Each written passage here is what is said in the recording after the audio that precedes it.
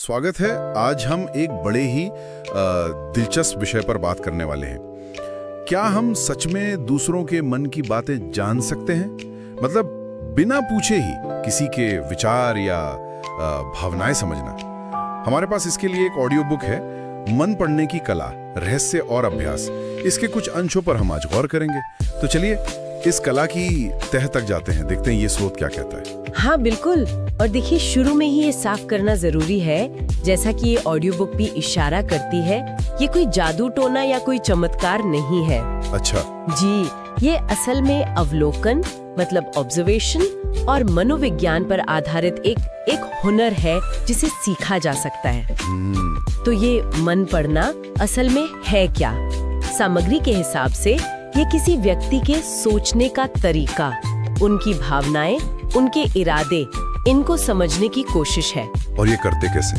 मतलब संकेत क्या है? हाँ, तो इसके लिए हम बाहरी संकेतों को देखते हैं, जैसे शारीरिक भाषा, चेहरे के भाव, आवाज का उतार चढ़ाव। ये सब मिलकर एक तस्वीर बनाते हैं। ये एक मनोवैज्ञानिक कला है जिसे अभ्यास से निखारा जा सकता है। अच्छा, तो ये संकेत कहाँ देखने चाहिए?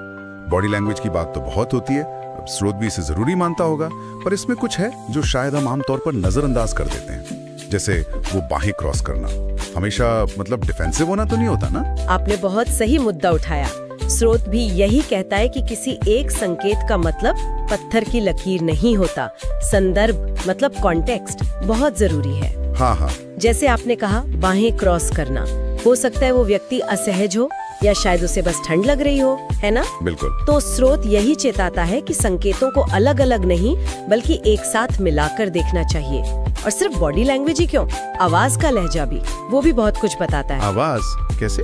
सामग्री में एक दिलचस्प बात बताई गई है कि जब कोई सच छिपाने की कोशिश कर रहा होता है ना, तो उसकी आवाज की पिच मतलब उसकी फ्रीक्वेंसी वो अचानक थोड़ी बढ़ सकती है, भले ही वो धीमे बोलने की कोशिश कर रहा हो। अरे वाह, आवाज की पिच पे ध्यान देना, ये तो मैंने सोचा ही नहीं था। अच्छा, और आंखों के बारे में? वो कहावत है ना, आंखें दिल का आईना होती हैं। स्रोत इसके बारे में क्या कहता है, कुछ खास?